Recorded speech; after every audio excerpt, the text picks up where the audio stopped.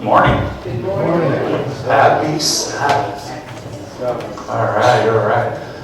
So before I start, I want to share a story.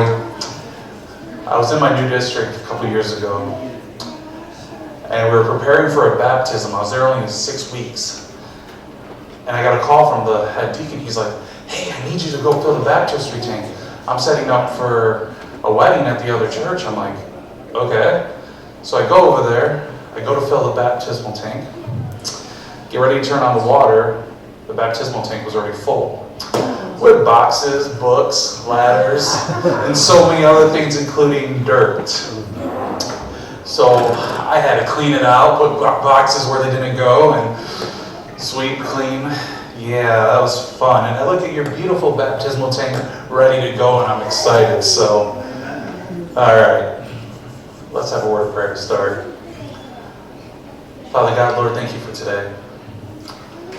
Oh, it's been a long week, and I just want to thank you for this Sabbath and the opportunity to worship you. Right now, Lord, give us a spirit of peace and hearts that are open to accept your message. In Jesus' name, amen. In the work I do, and my wife does, I want to say that right now, my wife and I are a team in everything we do. If I don't have her, sometimes I'm lost. I'm not going to lie. Yeah, I'll leave it at that. The work we do, we bring people in churches. We try to teach them about Jesus. Some churches, though, aren't always ready to receive the people God puts in front of us. I want you to go back, think whether it was long ago or even recently. What was church like when you came in for the first time? Were the members accepting? Did they welcome you, or did you feel out of place? Did you feel judged or loved? Think about those things as I tell you this small story that I heard about. Actually, I'm not going to lie, that happened to me. About 6 years ago in British Columbia, Canada. Yes, I've worked all over North America. We're doing an evangelism series, and comes this young lady, really short mini skirt, tons of makeup, jewelry, lots of perfume on. The perfume's what got me because I have a hard time with smell. And she sat in a corner by herself.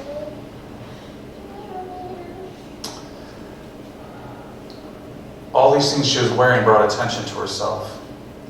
Some of our young people were looking, laughing, whistling during the series.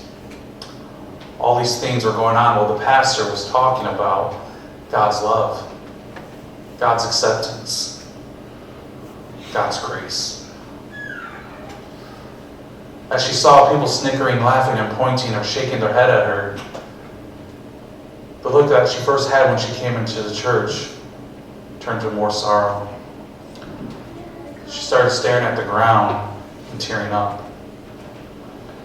Before we could get to her, she walked out the door, never to enter that church again. Not even 2 minutes later, I find out she's one of our deaconess's niece. Our deaconess was ready to walk out of the church and never come back.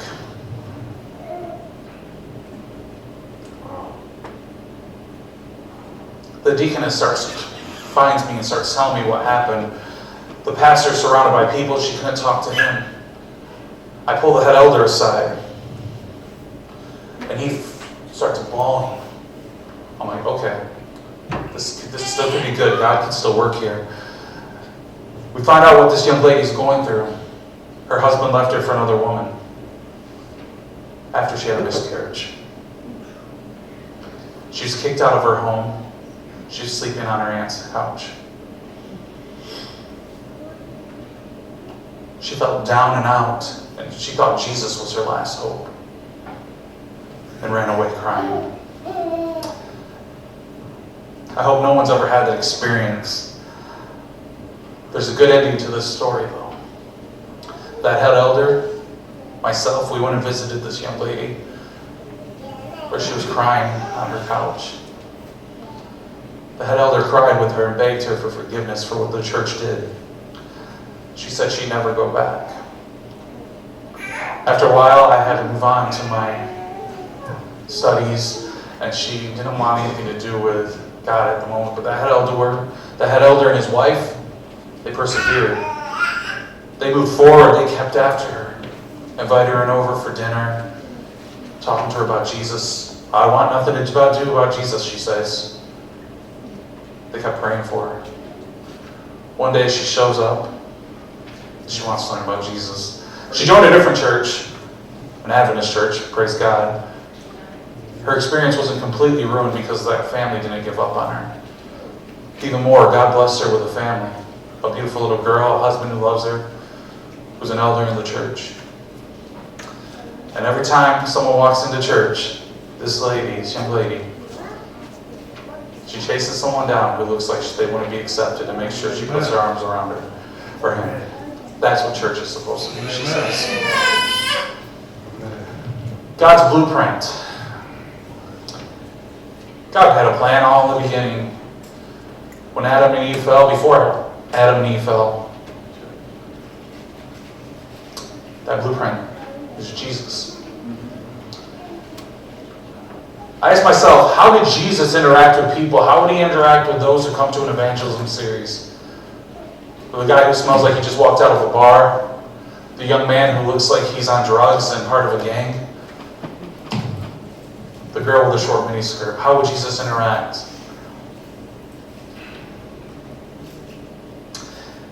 He would show her love. He would show them grace. And he would befriend them and love them unconditionally. Where did Jesus do that? Everywhere. Our one job God put us here to do as Christians is share the gospel. That's not just when we're outside of church, that's when we are inside of church. Sharing the gospel is not talking about Jesus alone. It is the way we live our life. We say, I'm a Christian, yet we're cussing up and down a storm on a job site. I'm a Christian, but they're not going to mind if I take this little bit of extra something on the side here. They make tons of money. That does not show people who Jesus is. That shows them who Satan is. John 3:16, for God so loved the world, he gave his only begotten Son. We know that. Verse 17 says, what? What does it say? For Christ did not come to condemn the world, but to save it. Amen. He didn't come to condemn us, but he came to save us. I don't see Christ condemning anyone through Scripture. But I want us to open up our Bibles to John chapter 8, and we'll see how non-condemning Christ really is.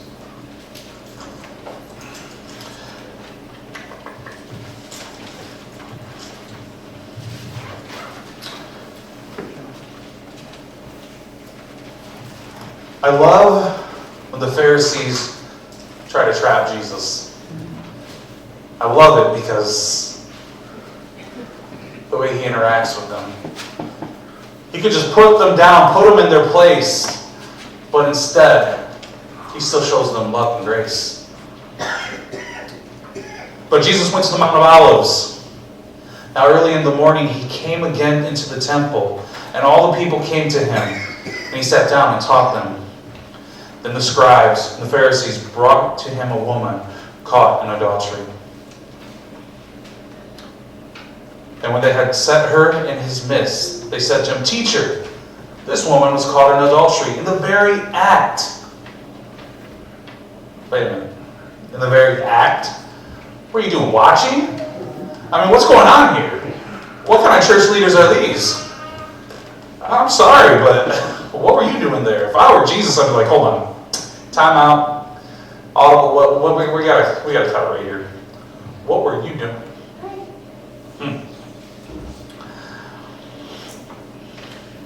Adultery. And the very act. Now, the law of Moses commands us that such be stoned. This woman needs to be stoned. What do you say? They said to him, testing him, that they may find something to accuse him. But Jesus just kneeled down, wrote in the sand with his finger. What was he doing? I'm thinking these Pharisees were like, hey, what is up with this guy? What is he? Kneeling down, scribbling in the sand. Then the crowd gets quieter and quieter and quieter. What was Jesus writing? Their sins. Our sins. So when they continued asking him, he raised himself up and said to them, he who was without sin among you, let him throw a stone at her first. And again, he stooped down and wrote on the ground. Then those who heard it, being convicted by their conscience, went out one by one, beginning with the oldest, even to the last, even to the youngest. And Jesus was left alone with this woman standing in the midst. When Jesus had raised himself up, he saw no one but the woman, and he said to her, Woman, where are those who accused you? Has no one condemned you? She said, No one, Lord. And then Jesus said to her, Neither do I condemn you. Go and sin no more. I think about where I've been in my life. I haven't been a Christian my whole life. I think about the mistakes I've made, the dumb things I've done. Jesus could have easily said, all right, I'm done with you. Be gone. But he didn't. He found a way to save me.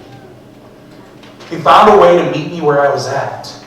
And he found a way to bring me here. To have me standing before you guys. I think of every time that I preached in my life, or did an evangelism series, or Bible study, a youth rally, it doesn't matter. Every time I think of that, I think about where God has brought me out of. Amen. It brings me to tears. Because I have to remember, I was once this person. I was once that person who was on the ground, crying because I knew I should be dead. Then Jesus spoke to them again, saying, I am the light of the world. He who follows me shall not walk in darkness, but have the light of life. Jesus is the light of the world. How do we see Jesus here? Condemning? Angry? With a finger in the face? No. I forgive you. Go and sin no more. We're going to jump into Luke chapter 7. Put two stories together here. And we'll start at verse 36 through 50.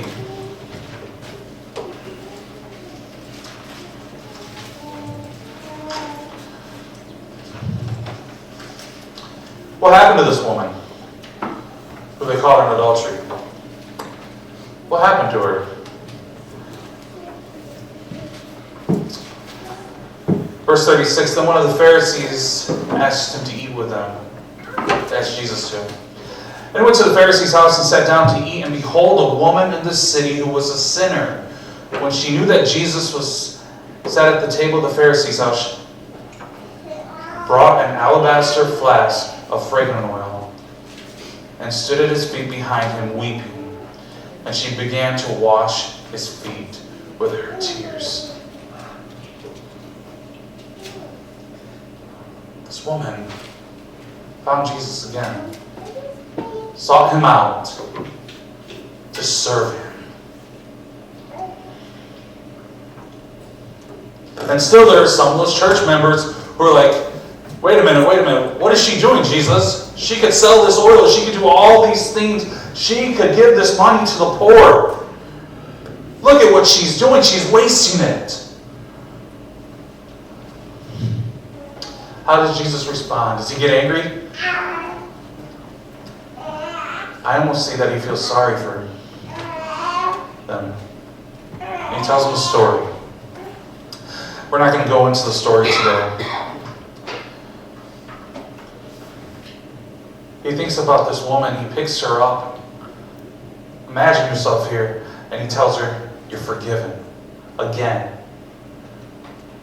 Every time we have fallen, Jesus has picked us back up and said, you are forgiven. Amen. Every time we lose our focus on Him and we forget to do a worship, or we don't have time, or the world's taking us over and Satan is weighing down on us, Jesus picks us back up and says, you are forgiven. I love you. I am here for you.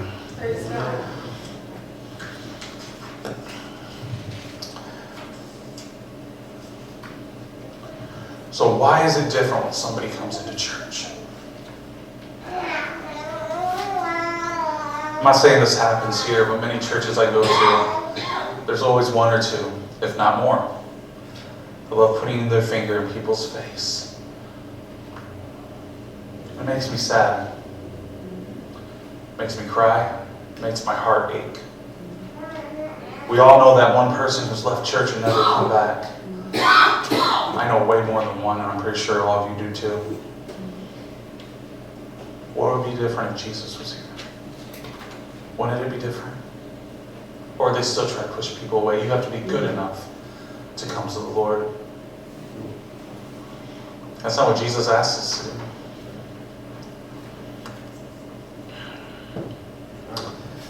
John 1, verse 14. So I'm going to open up my Bible there. And the Word became flesh and dwelt among us, and beheld His glory, the glory as of the only begotten Father, full of grace and truth. Jesus is just like His Father in heaven, full of grace and truth. We are not condemned by God, nor is anyone else that comes through church's door God has put in front of us. We're going to meet some really weird people, I promise you that. I like different people. I like going after those who have colored paint in their hair and weird things in their nose. I don't even know what they're called. I think they're nose rings, whatever. Big holes in their ears. Baggy pants. I don't care. A billionaire in a suit. I think they're weird too. We're going to run into weird people through this. I promise you that. Young people who might question our authority. I'm pretty sure they always do. I remember when I was a youth. Or even that old person who just can't give up their old ways. I've been a member of this church for 50 years. I can't do it. How are we going to act with them? Are we going to get frustrated? Are we going to show them love and grace? Be patient. Are we going to talk to them like they're a fellow brother? Are we going to love them unconditionally? Time will only tell in our time here together. I want to say this, though. Everyone has their own story when they came to Jesus, whether it's you grew up in the church, you left the church, or you brought in from someone else's work. Just remember, we all also have our points where we're high and low. The only time we should look down on someone is when we help them out. Amen. Thank you. Amen. Wow. Our closing hymn is number 163. Amen.